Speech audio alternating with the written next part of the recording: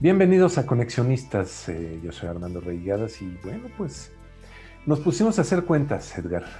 Nos pusimos a hacer cuentas y nos dimos cuenta de varias cosas, ¿no? La primera, 62 emisiones de Conexionistas estamos festejando.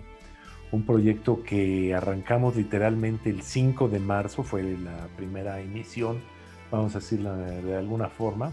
Una pequeñísima introducción que hicimos, creo que duraba 15 minutos, una cosa así. Sí, fue muy breve, me acuerdo, sí. Y bueno, pues un proyecto que empezamos a planear prácticamente hace un año, ¿no? Que estabas por diciembre, enero aquí en México. Así es, me acuerdo que estábamos en una comida, ¿no? En una casa de Agustín Corres, me acuerdo. Sí, sí, sí. Y platicamos sobre este proyecto y decidimos hacerlo y luego ya con esos meses, 62 programas y alrededor de 60 personas por ahí, ¿no? Hemos invitado conectados. Sí, unos 60 ya conectados más o menos. Pues darles las gracias, ¿no? Darles las gracias a los que han dado su tiempo, porque de repente sí somos medio latosones y en fin de semana. Primero que nada, peínate y báñate, ¿no? Porque como que mucha gente dice es mi dominguito y todo. Y segundo que nada, pues sentarse con nosotros a platicar de algunas veces de temas, pues ahora sí que de todo tipo, ¿no? Hemos tenido todo tipo de cosas aquí. Sí, la verdad es que ha sido para mí, y estoy seguro que también para ti, un aprendizaje muy importante de estas voces que no necesariamente son conocidas y que nos han transmitido su experiencia y han tenido conversaciones muy cándidas con nosotros, han sido absolutamente honestos, abiertos y muchas gracias a ustedes porque pues, ustedes hacen posible esto, de esto se trata, de conectar con ustedes y de que alguien conecte con ustedes a través de conexionistas. Entonces, pues eso nos invita a redoblar esfuerzos y a ver cómo mejoramos, ¿no? ¿Te acuerdas que empezamos solamente con audio y luego pusimos algunos filminas para ilustrar lo que estábamos diciendo y finalmente decidimos hacerlo en Zoom? Y bueno, pues el siguiente paso, pues vamos a ver qué nos imaginamos para mejorar, Armando, ¿no? Sí, tenemos que ver la forma pues, mantenerlo vital, ¿no? Y sobre todo, pues, dar las gracias también a la gente que nos sigue, que nos ve. De repente nos damos unas sorpresas bien padres cuando nos dicen, ah, sí, viste el programa, estuvo Exacto. padrísimo. Entonces, y sobre todo, ¿sabes qué? Que también hay gente que nos ha dicho, oye, gracias, porque gracias a este programa logramos esto o Así es. logramos lo otro. Y eso es, híjole, Sí, sí, sí, te sí. da una razón para hacerlo, ¿no? Sí, sí, sí, eso hace toda la diferencia. Eso hace que sigamos aquí, que invertamos tiempo, que los molestemos para, como bien dices, para regálame un pedacito de tu domingo para grabar, ¿no? Exactamente. Y bueno, pues platicando y pensando en todos estos temas, nos ponemos a pensar, pues, ¿qué ha sido del 2020? ¿Qué fue lo que pasó? Pues ya todos saben lo que pasó. Ha sido una cosa que nunca nos habíamos imaginado que iba a ocurrir. Estamos en una situación que jamás pensamos que iba a pasar, pero pues ya pasó el 2020 y pues no fue lo que decían en redes sociales de que acababa el año y se iba a poner bien ahora sí, sino pues, seguimos en las mismas, ¿no? Entonces nos pusimos a pensar, ¿qué sigue en el 2021? ¿Qué va a pasar? Sí, hay varios temas y yo creo que la definición o la selección de los mismos, pues no fue fácil y tenemos como para ustedes una especie de resumen muy apretado de yo creo que las cosas que destacan más, ¿no? Y que Ujú. vale la pena darle seguimiento porque seguramente van a estar no solamente presentes, sino van a tener consecuencias a las que yo sugiero que monitoremos. ¿Cuál sería uno de Ok. tus temas, Armando? Pues yo me gustaría empezar con la situación de las vacunas, es decir, creo yo que se nos viene encima una guerra prácticamente de la cuestión de vacunación. Hemos visto que la situación, sobre todo que yo me voy a aterrizar mucho al plano de México, ¿no? Tú estás viviendo otra realidad, pero la que estamos viviendo aquí en México es una situación en que el gobierno está improvisando, no se le ve un plan, no se le ve una serie de pasos, una ruta crítica, la cual vayamos a tener pues ciertas seguridades, ¿no? Han estado llegando, de acuerdo, pero han sido pocas. Y de repente pues, sale el presidente a decir que se van a vacunar, ya tenemos 125,000 para todos los mexicanos. No sé, que se habrá leído mal el número, se equivocó o quiso decir otra cosa. Y temas como el que a mí me hizo pues pensar qué pasó aquí, pues cómo que se van de vacaciones. Cancelaron la vacunación, ¿por qué? Pues porque era fin de año, era el día primero, el viernes, y pues venía el fin de semana, sábado y domingo, y vaya, según yo, hasta donde yo sé, pues esto es una situación de emergencia, ¿no? Ujú. Y pues para empezar, la primera parte de este tema de la vacunación es en torno a la gente que está en la línea de batalla, en el primer frente, que es donde, pues obviamente es donde más riesgos están corriendo, pues ellos ya deberían de haberlo hecho, ¿no? Ellos ya deberían de estar, o por lo menos no esperarnos a que llegue el año nuevo para seguirle, ¿no? Entonces, pues aquí yo veo varias cosas muy, muy terribles en el sentido de que nos va a dar tiempo para vacunar a 125 millones de personas. ¿Por qué? Porque de esta vacunación depende el regreso a la normalidad.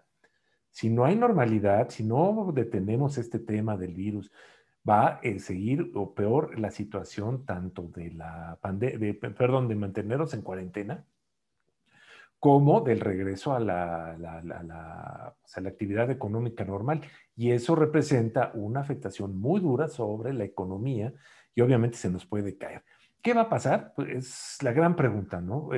¿Se van a poner las pilas? ¿Van a empezar a llegar? ¿Va a empezar la vacunación? Sinceramente, creo yo que aquí la situación es que va a salir al quite alguien más allá del gobierno, ¿no?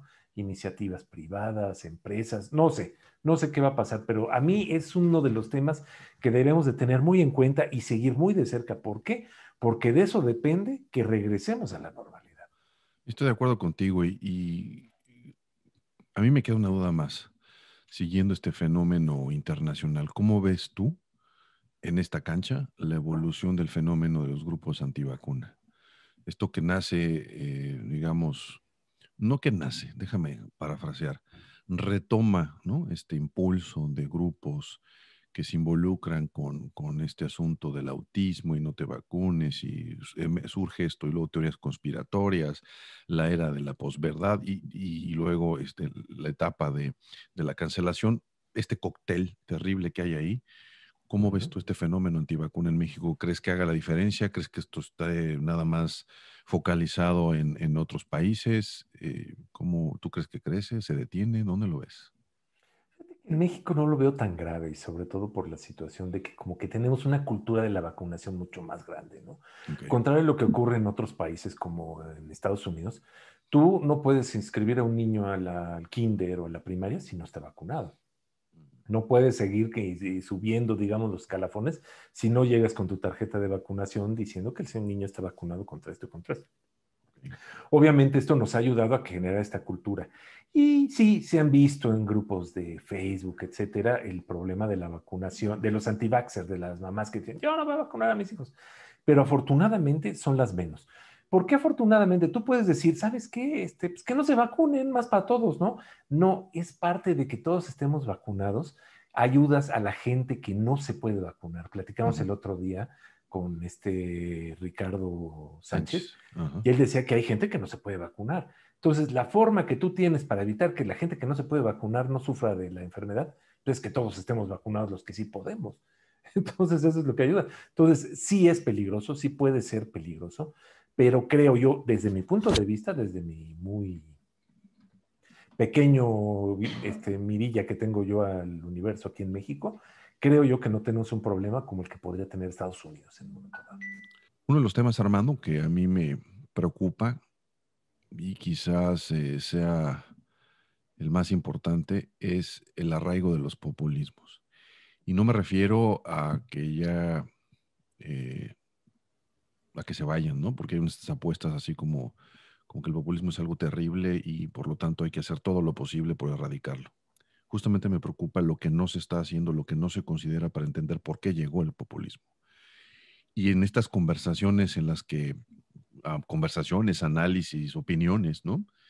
Está esta acento en pensar que el populismo es como si fuera un hongo, ¿no? Generación espontánea se creó y entonces nos viene a incomodar y lo tenemos que quitar. Pero no hay esta reflexión de, bueno, ¿por qué está? ¿No? O sea, y cuando hacíamos el análisis de la base o el sustento de personas que le están apostando a los populismos porque de alguna manera lo ven como el salvoconducto para mejorar su situación de vida, seguimos sin entender cómo el modelo que tenemos ha desplazado a todas estas personas, ¿no? Y por lo cual no sienten atracción o se ven encantadas por la oferta populista. En el caso de México, eh, vemos cómo estas organizaciones civiles, ¿no? Y políticas le están apostando a generar el modelo Tlatoani. Identifiquemos al gran Salvador y ahora armemos coaliciones porque tenemos que tener el gran candidato de perfil honesto, por supuesto, con conocimiento técnico y doctorados y todo lo que el discurso dice, ¿no? Por supuesto, tiene que ser pro empresa. Y del otro lado, de donde vivo en Estados Unidos, entonces tengamos algo que haga el balance, ¿no? Que tenga características éticas y morales, que no mienta, ¿no? Es decir, como hablando específicamente en oposición a una persona. Y me preocupa eso porque en ambos lados, Armando, yo no veo que haya movimientos que con seriedad digan, independientemente de que eso sea válido estratégicamente para un proceso electoral, no hay nadie que tenga una oferta para decir cómo le vamos a hacer para que esto que motivó a todos ellos que no se orientan por preferencias populistas lo dejen de hacer. ¿Cómo le hacemos para reducir esta gran masa de excluidos en ambos países, que son grupos que no se sintieron excluidos, que no se ven reflejados en políticas públicas, en toma de decisiones? ¿Cómo le vamos a hacer para disminuirla? Porque al final del día es el gran problema en ambos países o, curiosamente, ¿no? En aquellos países que enfrentan estos fenómenos. Por eso hablo yo del arraigo. Se van a arraigar, los vamos a tener, no se van a ir en este proceso electoral, ni el 2021, ni en las elecciones intermedias en Estados Unidos. Están cobrando mucha fuerza.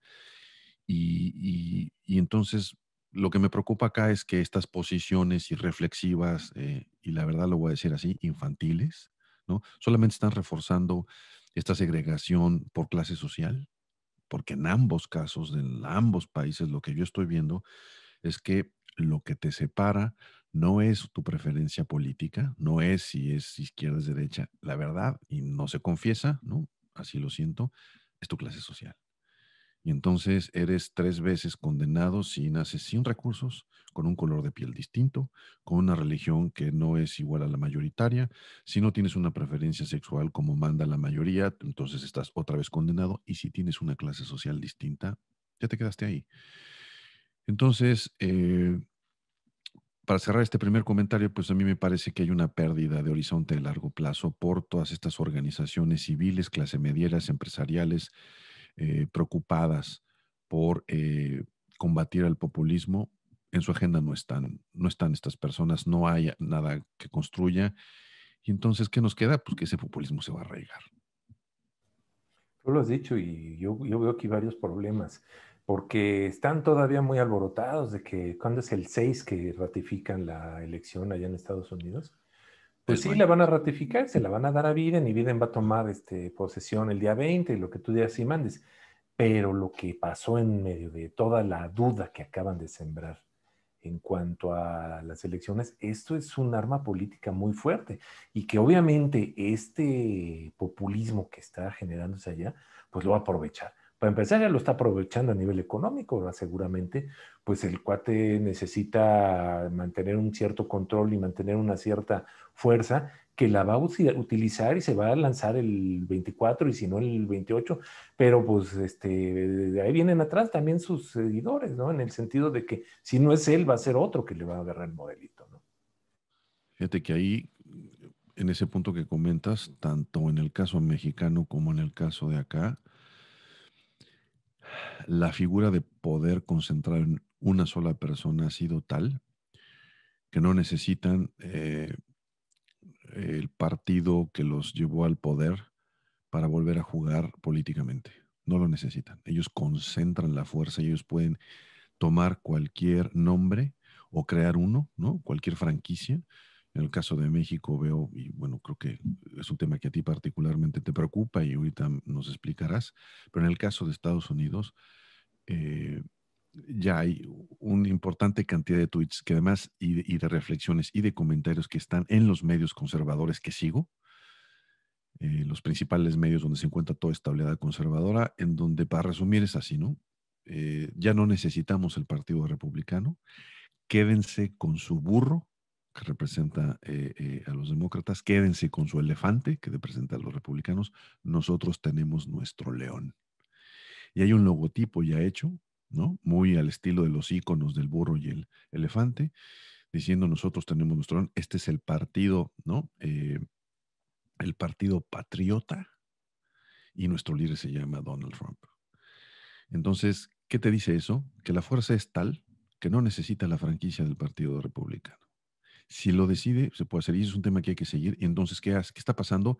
Están las condiciones para que el populismo se arraigue, se instale, se cobre más fuerza, ¿no? Eche raíz, finalmente, ¿no? ¿Cómo ves tú el caso de México, Armando, en este proceso electoral? Pues es lo que sigue ahorita, ¿no? Este año es año electoral aquí en México, sería pues, el equivalente al midterm, el mitad de sexenios. Obviamente, pues viene muchos cambios en lo que es cuestión diputados, sobre todo, ¿no? Y algunos gobiernos estatales. Pero aquí la situación, fíjate que yo he estado checando mucho todo ese tema que gente que dice que el PRI, perdón, el Morena, el partido de López Obrador, es el nuevo PRI. Y yo no, yo siento que no está ocurriendo eso. ¿Por qué? Pues porque realmente el Morena gira alrededor, el factor de cohesión es López Obrador. Pero Morena está sufriendo y está a punto de empezar a resentir una fuerte tribalización que fue a final de cuentas lo que tumbó bueno, llevó a donde está ahorita el PRD. El PRD es un partido que está pues prácticamente con oxígeno, ¿no? Ya están en el lecho de muerte, está a punto de fenecer si no ocurren varias cosas, pero bueno, ya hablaremos de eso. Pero mientras tanto, aquí está ocurriendo una situación de tribalismo muy fuerte, ¿no? Ya lo vimos con el gobierno del estado de Guerrero. Primero hacia un lado se fueron, ahora lo están cambiando hacia otro, ya están hablando a nivel, pues, público, porque pues, ahora sí que la ropa sucia en teoría se lava en casa, en este caso no, ya están gritando los involucrados, sobre todo en el gobierno de Guerrero, pues que hay chanchullo, que hay tranza, que porque ellos sí, nosotros no, que nosotros somos más morenistas que ellos, nosotros llegamos antes, nosotros tenemos sangre más pura, es decir, el tribalismo, ¿no? Y lo mismo está ocurriendo para Nuevo León y lo mismo está ocurriendo para otros estados. ¿Qué quiere decir esto? Pues que en un momento dado aquí se les puede desarmar y obviamente pues porque una de las cosas que argumentaban, y es lo que a mí me llama la atención, es que aquí no están eligiendo al mejor o al mejor ubicado, sino al que es más popular. Regresamos al populismo que decías hace rato, ¿no? Pero ¿qué está pasando del otro lado de la banqueta, del otro lado de la calle? Bueno, los partidos, no me gustaría decirles tradicionales, más bien oposición, pues a ellos estamos viendo lo que sería, y ya lo dijo López Obrador, creo que era frase de él, una alianza antinatura. ¿Cuándo ibas a pensar que PRI, PAN, PRD y parte de la chiquillada se iban a juntar en un solo partido, ¿no? Simplemente ellos están en contra del populismo, vamos a decirle de alguna forma, o quieren ser más populistas, porque ya empezó la guerra. Por allá sacaron un anuncio en el cual es del PRI, me parece, que están barriendo las escaleras de arriba para abajo, pero están barriendo para afuera las medicinas de los niños con cáncer, están barriendo para afuera esto. Vaya, ya están dándose unas patadas muy duras y lo que carece aquí, y es lo que a mí me preocupa más, es lo que no me gusta de todo el rollo, es que hay una ausencia de ideas. Estamos hablando de quién es el más popular, quién es el más bonito, quién es el más moreno, quién es el que está más antipopulista, pero no estamos hablando de ideas, o sea, estamos más preocupados en la forma que en el fondo, ¿no? Y bueno, pues si esto va a pasar ahora que estamos hablando a mediados de año, junio, pues sí es de preocuparnos porque pues no se ve la luz al fondo del túnel, ¿no? Ahora sí que ni con melón ni con sandía. Fíjate que en esto que comentas, eh, tengo como no argumentos míos, sino conversaciones en las que estoy eh, extremos, ¿no? Hay quien dice que hay toda una genialidad y toda una apuesta para un cambio muy profundo y por lo tanto es lo que México necesita. Y hay quien está justamente al otro lado. Entonces, lo peor que le pudo haber pasado a México, nunca habíamos estado tan mal. Yo, ni lo uno ni lo otro, ¿no? Y lo que dices es, no hemos sido capaces de salirnos de los discursos viscerales, eh, acríticos y sobre todo confrontacionales. Si tú levantas la mano y haces un cuestionamiento en cualquiera de los lados, ¿eh? No importa dónde te encuentres en el espectro político, en cualquiera de los extremos, le preguntas a alguien por qué piensas lo que piensas, te responden con una emocionalidad, ¿no? Eh, y con unos niveles de poco criterio, ¿no? Con una carencia de criterio, en donde lo que ocurre es eso, pues eh, es una conversación que no es productiva, no te llega a algún lado y sí te lleva a una posible ruptura.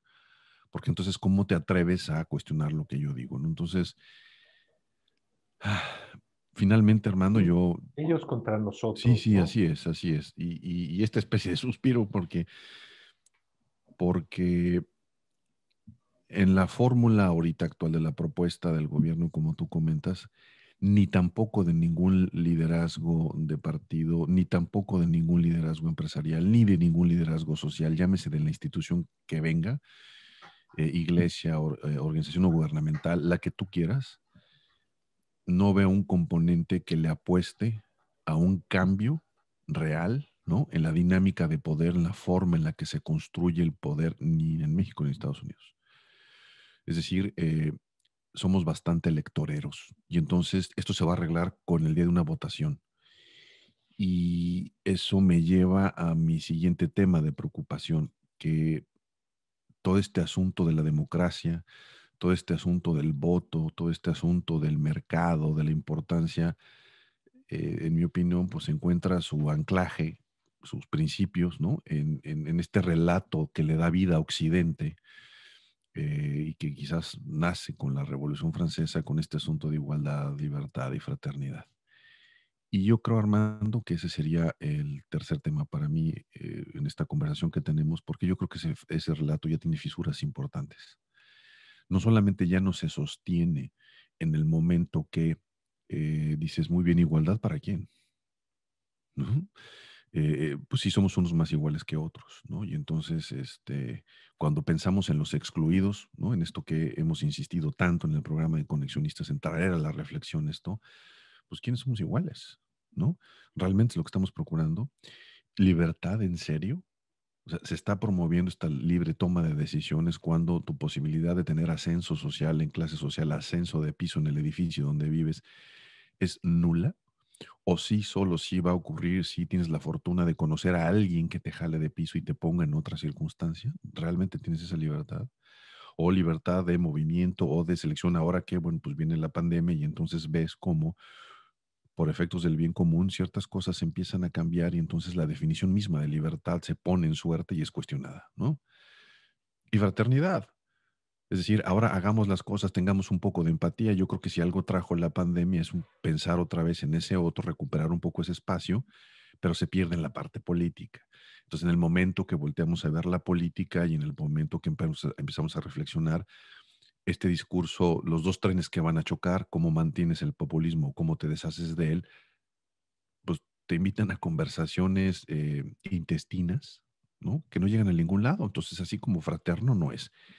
Y en todo esto, Armando, lo que a mí particularmente me llama la atención y me preocupa un poco es que ya hay un ejemplo, ya hay una apuesta que está ahí, que de manera silenciosa ha venido avanzando desde finales de la década de los ochentas, claramente ocupando espacios de poder. Y dame chance de irme a una agenda mucho más macro. Se llama China, se llama el modelo chino, en donde China es capaz de demostrarle al mundo, ¿no? Cómo ha sacado de la pobreza y ha puesto en la clase media a millones de chinos, cosa que el modelo de Occidente no ha sido capaz de hacer. Cómo ha creado nuevos ricos, no nuevos ricos de estos que viven en las colonias tradicionales, ¿no? Gente con dinero en serio, con capacidad global de ejecutar. Es decir, estamos hablando de personas que ocupan los primeros lugares de la lista de personas que tienen capital importante. Con una condición, todos tus valores occidentales de libertad, sobre todo de expresión, de libertad laboral, ¿no? De cuidado a los derechos humanos, aquí no juegan. Y entonces es esta disyuntiva, ¿no? Que fractura, ¿no? Este concepto, este metarrelato del que te estoy hablando, y entonces el modelo chino lo que nos dice es, ¿quieres comer?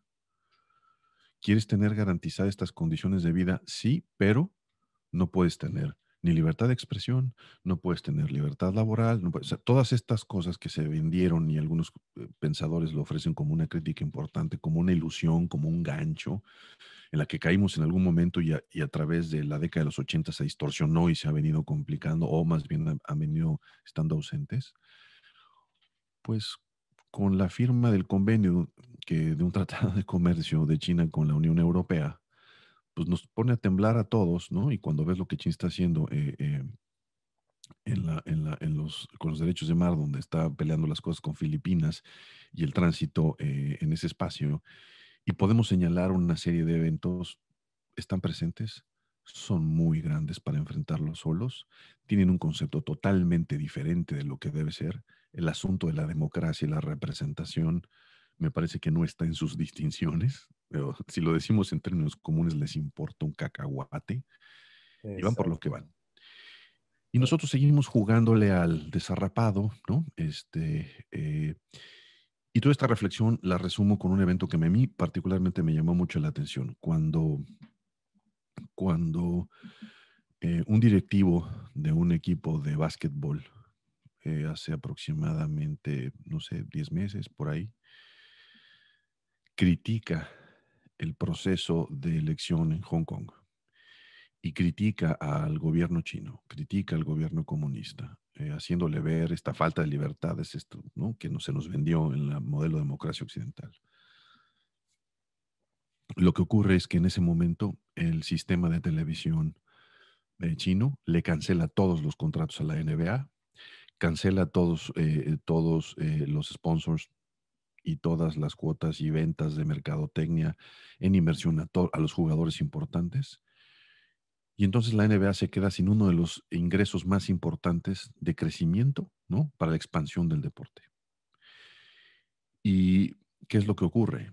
Que entonces uno esperaría que este relato de defensa, ¿no? En este país en donde es el país que es el paladín, el protector de la democracia, de las libertades, de los derechos humanos, pues tú no esperaría una defensa a este directivo, una defensa y un serio cuestionamiento a, oye, China, no hagas esto. No, no pasó. El cuestionamiento fue el directivo, que cómo se te ocurre, ¿no? Estar diciendo estas cosas. No hubo una defensa, Armando, para ponerlo claro, ni a la democracia, ni a la libertad de expresión, ¿no? Ni a la libertad, no hubo. ¿Por qué? Porque los capitales que están en juego eran de tal tamaño que entonces calladitos nos vemos más bonitos. Y entonces, pues mi conclusión es, en los momentos en donde hay un intercambio que te pega al bolsillo, pues estos ideales se acaban. Y China lo que está haciendo es que está demostrando que ellos tienen otra manera de hacer las cosas, que genera capital, que genera condiciones de bienestar, pero con condiciones. Por eso, por este modelo que está ahí, que ha sido muy discutido por varios economistas, me da un poco de, y lo voy a decir con todo el sarcasmo, ternura, quienes todavía dicen, es que nos estamos haciendo comunistas. Entonces dices, bueno, no, este hombre no lee ni un periódico, no tiene ni idea de lo que está ocurriendo en el mundo, ¿no? El otro modelo, la otra alternativa se llama el modelo chino, que está fracturando estos principios, que ahí va a crecer, que en América Latina ya puso varios pies y que yo no veo cómo se detenga, yo no veo, detenerlo me parece imposible, yo no veo ningún balance, ¿no? Que pueda tener como conclusión algo quizás en donde los valores en los que por lo menos quiero pensar que creemos y que defendemos, se sostenga. Muy interesante esto que estás diciendo y sobre todo yo le agregaría ahí un tema a la cuestión china, que es la seguridad, ¿no? Ellos también en un momento dado pueden ofrecerte como ciudadano seguridad y observación estricta de las leyes. Fíjate que leyendo para todo esto que estamos platicando, leí mucho sobre el tema de China en cuanto a guerra económica con Estados Unidos. Creo yo que aquí mucho de lo que pasó también fue que pues, Estados Unidos ha dejado un vacío en muchos temas, ¿no? En cuanto al liderazgo mundial. Y obviamente, pues ese vacío tiene que llenarse más tarde más temprano que tarde, ¿no? ¿Por qué? Porque, pues ahí está. Y nada, se harían muy mal en no aprovecharlo, ¿no? Creo que esa va a ser una de las cosas con la que más vamos a medir la próxima administración en Estados Unidos, sobre todo la relación con los chinos, ¿no? Porque, pues, así como dices del básquetbol, que están dispuestos a cambiar hasta grandes producciones de Hollywood con tal de no ofender a China. Entonces, pues dijo, no me hace ningún ruido todo esto, ¿no? La respuesta del líder del Partido Comunista y del primer ministro chino cuando se le cuestionó sobre esta agenda laboral, de derechos laborales, ¿no? Porque hay serias críticas por el número de esclavos de estas etnias que son musulmanas, que las tienen en campos con trabajos forzados y hay una fuerza laboral gratis. Es decir, no ha cambiado nada en la manera en que el hombre ha descubierto la plusvalía y el trabajo a través de la esclavización. Eh, y en estas conversaciones, cuando alguien de los países europeos dijo, bueno, ¿y qué hay con respecto a la agenda laboral? ¿No? Y entonces empieza a citar este fenómeno. El primer ministro lo que dice es, a ver, y empezó a citar pues las culpas, ¿no? De todos los países. Y dice, pues ustedes no hicieron nada cuando A, B, C, D. Entonces dice, lo que les quiero decir es que todo mundo tiene, ¿no? Sus pequeños pecados y a nosotros nadie, así lo dijo, nadie nos va a venir a decir esto. Un poco, no lo dijo así, pero un poco utilizando, ¿no? Esta cristiana reflexión de no tienen ustedes, no están libres de pecado, entonces no tiren piedras, por favor, ¿no? Ni se les ocurra. Los pone en jaque, Armando. Entonces, y no hay manera de detenerlos, ¿no? En fin, pero yo creo que ese tema va a estar ahí. ¿Qué otra reflexión tienes tú que veas en este horizonte de cuestiones por las cuales valga la pena seguir en el 21? Pues otra, y a mí me llama mucho la atención, es qué va a ocurrir con el trabajo.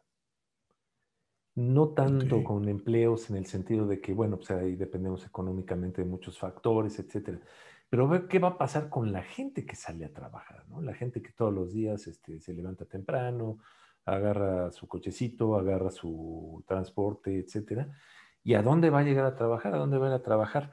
Creo yo que aquí lo que hay que seguir muy de cerca son varias tendencias que yo las veo que están dándose desde el nivel mundial, ¿no? En el sentido de que los ejecutivos, la gente que toman las grandes decisiones en las empresas, se han dado cuenta de una cosa, ¿no?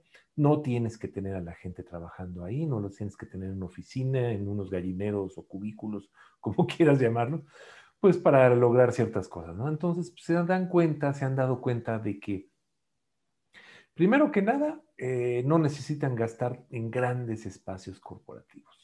No necesitan invertir en grandes edificios, grandes campus, ¿no?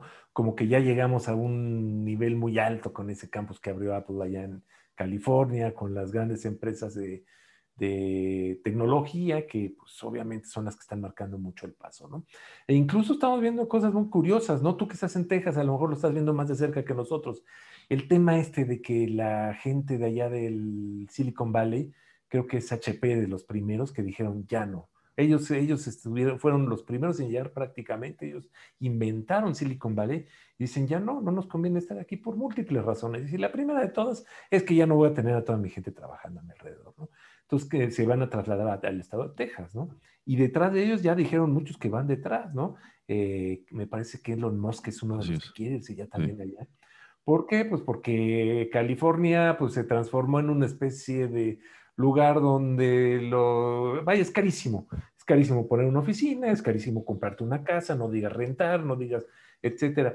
Y ahora que está sucediendo esto, que se está desinflando esta burbuja que alguna vez fue todo eso, pues es el claro ejemplo de lo que puede venir, ¿no? A lo mejor a niveles no tan exagerados ni tan extremos en países como México, pero que serán la señal, ¿no?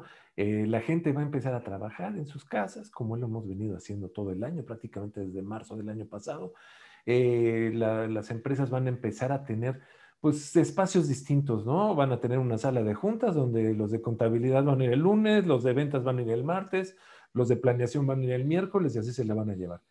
Y todo el mundo a trabajar en su casa con diferentes plataformas, diferentes sistemas. Hay un boom de, obviamente, lo que son los sistemas de conferencias, como el que estamos utilizando, de sistemas de colaboración, como los hemos visto en Google, los hemos visto en Microsoft, los hemos visto en muchos otros. Entonces, pues creo yo que ya están más dispuestos a invertir en este tipo de cosas, pues que, como te decía al principio, ¿no? Los grandes espacios corporativos. Entonces, pues seguramente vamos a ver esta, pues no sé cómo llamarlo, porque no es una migración o sea, una antimigración de regreso, vamos a decirlo, pues, prácticamente a la sala, ¿no? Vamos a empezar a buscar casas que tengan un espacio donde pues pueda sentarme porque voy a tener una junta, voy a tener esto, voy a tener el otro, pero con una forma muy distinta de lo que es conseguir el trabajo, la chamba día a día. ¿Cómo ves tú? Creo que en ese tema ha habido muchos comentarios y reflexiones en torno a lo positivo, el lado amable que tiene, ¿no?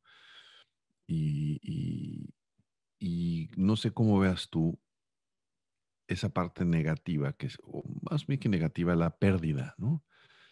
O qué reflexiones tengas. Fíjate que a mí me parece que dos de ellas muy claras. Una, que hemos reafirmado una agenda de género que a mí no me gusta, porque regresar al hogar, al teletrabajo al hogar, es como un poco tomar a la mujer y volverla a poner en la cocina, volverla a poner al cuidado de los niños. Si ya no se podía salir, ¿no? Entonces es innumerable la cantidad de Zooms, de comentarios en donde si ambos padres trabajan o si ambas parejas trabajan, ¿no? Quien tiene este rol de cuidado de la familia, porque debemos de pensar que ya hay parejas que también son del mismo sexo. Y entonces es quien tiene este rol de cuidador de la familia no lo va a soltar. Y eso no está incorporado en el chip de quien diseña esto. Es decir, bueno, pues ya, ¿no? Y en el caso de países como México, donde todavía hay esta eh, concepción, y en mi opinión absurda, de que el rol de la mujer es uno y no otro. En mi opinión, yo creo que esas cosas hay que combatirlas desde donde estemos. Eh, y entonces tú ves a la mujer, pues es la que se hace cargo del niño, ¿no? Además de todo lo que tiene que hacer. Me preocupa esa parte, me preocupa que está normalizado porque pues así debe ser y entonces este regreso, ¿no? Eh, vuelve a poner, ¿no? A la mujer y a este rol, en el caso de que no necesariamente sea una mujer, pues como en un callejón sin salida, porque pues hay que hacerlo. Lo que no hay es una discusión, o quizás sí la existe, pero todavía no se hace pública, sobre estas consideraciones que eviten, ¿no? O que consideren que, bueno, a ver, sí hay que conectarse, pero con estas características debes de tener tiempo para esto. Y creo que hay unos experimentos, no sé qué empresa que está haciendo experimentos en sus filiales en Australia o en otros lados, para decir, a ver, vamos a disminuir la jornada laboral con estas características para medir la productividad, pero, hijo, me parece que este es un incipiente ejemplo, y para que llegue a los países latinos, yo creo que va a tardar. Y el otro tema que me preocupa es que en esto que señalas, es que una de las cosas que caracterizaban a la dinámica laboral era la socialización y era la posibilidad de enriquecerte a través del contacto directo con el otro. Eh, ya sea por luchas intestinas de guerras y de grillas y de políticas de silos, pero esta posibilidad de tener el contacto con alguien del área de contaduría, de producción, de una que fuese distinta a la tuya, enriquecía mucho tu perfil profesional. O sea, te Claro. ayudaba a entender desde otras fronteras lo que estaba pasando y entonces era una especie de expansión, ¿no? De la conciencia. Y hoy se encasilla porque pues la posibilidad de tener contacto con esa persona va a ser a través de un Zoom, un tema muy puntual, y yo no sé o no estoy tan seguro de que haya incentivos, ya que estoy encerrado en casa, para volver a platicar con esta persona fuera de este rito formal, y entonces me pierdo esa parte. No sé cómo lo veas tú, a lo mejor no estamos de acuerdo. Fíjate que sí, ahí sí tienes toda la razón del mundo. Y creo yo que es algo que también debería de estudiarse mucho a cuestión escolar, porque también eso es básico, ¿no? Está bien que vayan a la escuela y todo lo demás, pero yo creo que la mitad o más que la mitad del tema de escolar es la relación que hacen, pues tanto con compañeros como profesores, como directivos, como el de la tiendita, etcétera. Vaya, es una cuestión social muy interesante, muy importante y obviamente pues tiene que existir también, ¿no? Pero bueno. Y eso Ay, sí. me lleva a mí al último tema, ¿no? Del filtro que hicimos. Yo creo que hay que poner en una encrucijada, no porque se encuentre, sino hay que poner en una encrucijada el liderazgo empresarial. Cuestionarlo, a mí no me interesa que desaparezca. Yo creo en la libre empresa, yo creo en la iniciativa privada, yo creo que lo que aporte, lo que genera, no veo cómo lo genere ninguna forma de organización, de gobierno, ni ningún tipo de Estado. Me parece que ambos son necesarios. Y justamente, ¿no? Con este tema del ascenso de los populismos, del arraigo de los populismos, de lo que ya hemos comentado, este tema laboral, me parece que nunca como antes debemos de empujar y de criticar y de cuestionar, de problematizar desde la definición del liderazgo mismo, porque encuentro a toda la literatura que se desarrolla en temas de liderazgo empresarial como una literatura casi teológica, Armando, en donde la figura del líder es como mesiánica. Y entonces hay que hacer todo lo posible para uno ser como ellos. Y entonces tenemos libros y libros de reflexiones de y pone el empresario que quieras. Entonces aprendamos todos de cómo él resolvió las cosas, otra vez, ¿no? En esta figura mesiánica de él y solo él. Y eso se reproduce y entonces son valores que se reproducen. Pero yo no he visto, y estoy hablando de libros, estoy hablando de reflexiones de las revistas de negocios más importantes que pongas, de las revistas de actualidad más importantes, por no mencionar nombres. Estoy hablando de todo un mercado que se desarrolla con coaches de adeveras y coaches patito, ¿no? De ahora empieza de liderazgo deportivo, se va al liderazgo empresarial, luego pimponea con el liderazgo de vida, y entonces hay una revoltura ahí que no cuestiona la responsabilidad de la toma de decisiones de quien la tome en la generación de cultura y en la generación de una serie de valores que hoy están siendo cuestionados. Y entonces no hay un indicador que me diga, a ver, líder, si esta empresa ha sido cuestionada por su conducta ética, por su irresponsabilidad en el manejo de los recursos naturales, por su falta de ética en las negociaciones, por sus niveles de corrupción. ¿Dónde está la responsabilidad del líder? Porque no hay. Y entonces ¿quieres ser nombrado como tal? ¿Quieres ser un líder en serio de 360 grados? Hazte responsable también de tus decisiones y de las consecuencias que tú generas o que tu estilo de liderazgo genera sobre estos temas. ¿No? No, los coaches no se hacen responsable de ellos. He tenido oportunidad de platicar con varios y cuando les lanzo esta pregunta les digo, bueno, ustedes son coaches de empresariales, ¿cierto? Sí, claro. Y lo muy bien, en este desastre que tenemos hoy, del abandono de muchas cosas, y si ustedes fueron coaches de eso, ¿dónde está su responsabilidad compartida? Entonces la respuesta es silencio. La respuesta es no, bueno, pero es que yo, y entonces hay unas cosas de esoteria que salen en la mesa que me preocupan. Y más allá, Armando, yo creo que este asunto tiene que ver con replantearse las formas de crecimiento tradicional de las empresas. Este asunto de vamos a seguir creciendo con la misma dinámica, con los mismos criterios, no hay planeta que te alcance. Y me parece que entonces la innovación está seriamente cuestionada y la tenemos que repensar. Es decir, en este asunto de encontremos el cómo sí, utilizando esta frase común que está en el hartazgo, ¿no? Y ahí me lleva, aterrizo con lo que tú acabas de decir y con todo el tema que traes de repensar el trabajo. O sea, la transformación digital de las empresas no pasa por el terreno de la tecnología. No es un asunto de abramos nuestra página web y nuestra tienda remota y entonces pongamos nuestros productos en línea, conectemos a nuestros empleados por Zoom y ya la hicimos, ya nos transformamos digitalmente. No, es una transformación cultural, de formas de ser, de valores, de reglas del juego, de entender muy bien lo que está pasando, no nada más en términos de ingresos y de hacerse responsable, ¿no? De las externalidades de ejecutar el negocio. Y todo esto, Armando, yo encuentro que tiene que ver con el liderazgo. Entonces, el liderazgo empuja, pero no se hace responsable y entonces tenemos una especie de abandono cosmético, a estas grandes responsabilidades en donde sí, sí, nos vamos a hacer cargo y lo vamos a pensar. Y cuando conversas con personas que trabajan en empresas o cuando contamos las experiencias propias sobre estos grandes corporativos que conocemos y al cual tenemos acceso a información, sabemos que no pasa, sabemos que no ocurre, sabemos que se trabaja para la forma.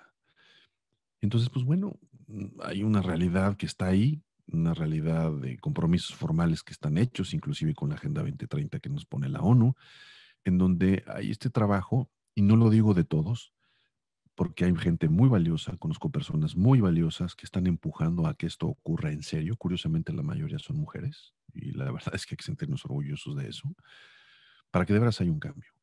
Pero no son los líderes, Armando. La gran mayoría no son los líderes. Estamos hablando de mandos medios que están empujando, y eso nos lleva, amarrando toda esta conversación, a hacernos la pregunta, ¿cuál va a ser el rol social del empresariado, de la empresa, ¿no? De la gran empresa, porque la mediana y la pequeña son otra cosa. Yo me parece que ellos están mucho más cerca de lo que queremos por su propia situación, por el perfil de quién es el líder.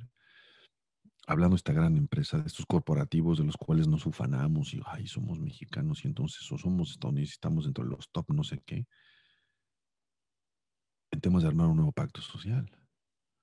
Es decir, si todo se está cayendo a pedazos, si tenemos esto, ¿no?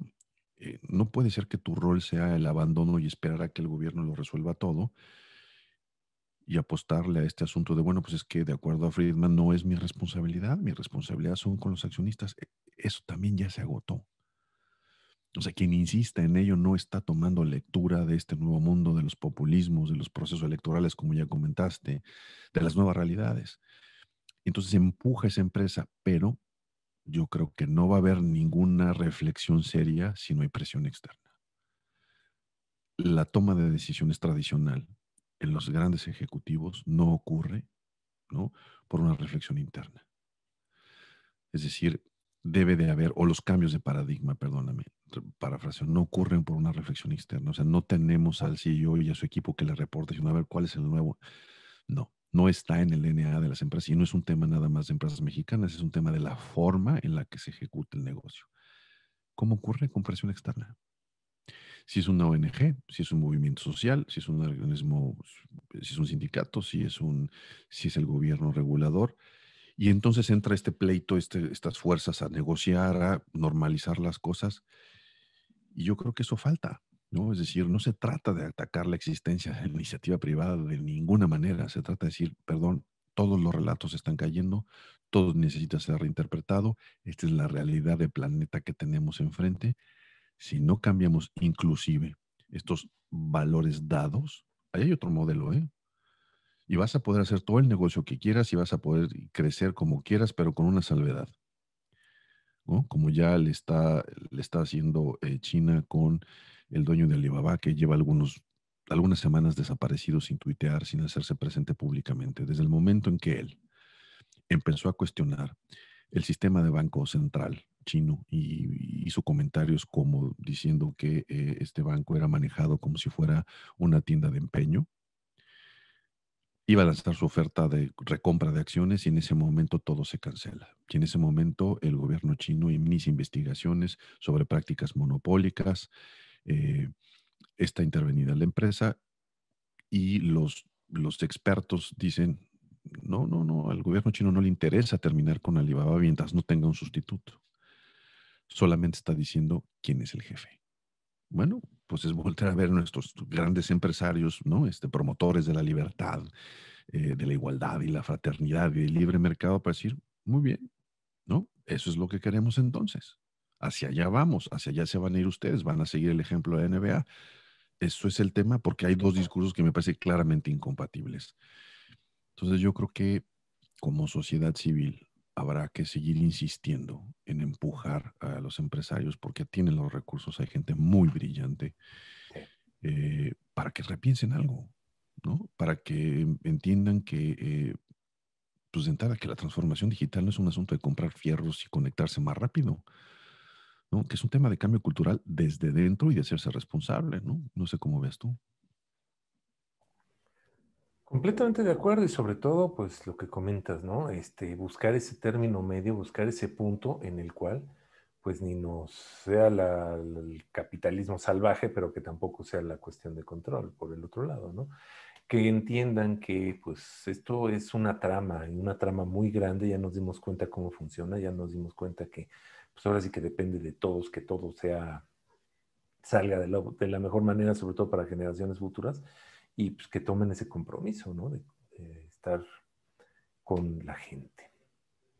Pues ahí están esos temas, Armando. Yo creo que a lo mejor lo que sigue es que en alguna emisión de Conexionistas podamos encontrar expertos, ¿no? Que nos vengan a confrontar y decir, no, a ver, lo que ustedes dijeron en enero, a ver, chavos, estaban muy chavos. ¿No? Gracias por lo de chavos, sobre todo. Sí, exacto. Bueno, eso está bien, ¿no? Pues nada, no nos queda más que comentar que pues vamos a darle seguimiento a estos temas, ¿no? Vamos a platicarlos y sobre todo vamos a buscar expertos que nos hablen de ellos, ¿no? Y tenemos muchos planes, es decir, pues queremos mantener este ritmo que llevamos para todo el 2021, seguir grabando. Por lo pronto vienen dos programas, creo yo, muy interesantes. Uno, analizamos la política que hay en el Vaticano, una invitada que trajiste impactante. Tema calientito para muchos, sí, sí, sí. Y por el otro lado, un mexicano que, pues, para no irnos muy lejos, se va a comunicar con los extraterrestres prácticamente. No con los Buenísimo. extraterrestres, pero un proyecto que está interesantísimo. Ya lo vamos a liberar también ese, próximamente, esa plática. Y bueno, pues con esto queremos arrancar este primer mes de Sí, y 2020. creo que también tenemos por ahí alguien que sí sabe de virus, ¿no? Ah, claro, claro, ese es un programón ese. Yo ya estaba platicando de él como si ya lo hubiéramos tenido, bueno, ya lo hubiéramos publicado, pero no, todavía no lo publicamos. No, ya tenemos todo, ahora sí que todo está en el horno para sacar. Exactamente, y también la serie con Abargon. Hemos tenido unas pláticas muy padres, muy interesantes, sobre todo en cuestión de definición de tecnología y cómo funciona y cómo nos ha venido a cambiar para bien y para mal. Y bueno, pues también vamos a seguir platicando con la gente de Juan Carlos Arias, la gente de Abargon. Sí, yo creo que ellos están haciendo un trabajo muy interesante justamente en ese sentido, ¿no? En empujar un cambio cultural eh, eh, que haga que las empresas reflexionen y que les digan, oye, perdón, pero el brinco no es comprar un servidor más grande. No se trata de eso, ¿no? Y yo Exacto. creo que por ahí va también esa reflexión pues el liderazgo de Abargon y todos los colaboradores están en ello. Magnífico. Bueno, pues no nos queda más que despedirnos y comentarles que pueden conectar con nosotros, pueden conectar con Conexionistas a través de Twitter. Nuestra cuenta es Conexionistas MX y lo mismo en Facebook, como Conexionistas MX. En YouTube nuestro canal es Conexionistas México. Ahí van a encontrar todos, hasta en los 62 emisiones que hemos tenido, y así como en Spotify y en iVoox. Y nunca me voy a cansar de decir que esta música que estamos escuchando es de Alejandro Saborit. Él contribuyó con ella para pues darle fondo, darle un poco más, darle otra dimensión a esto. Y el diseño, Sofía Reynoso, un diseño que pues, lo pueden ver en todo lo que son nuestras diapositivas y demás. A ella la encuentran en Facebook a través de Sofía Reynoso Diseño Gráfico. Gracias a todos y nos seguimos viendo. Seguramente feliz 2021.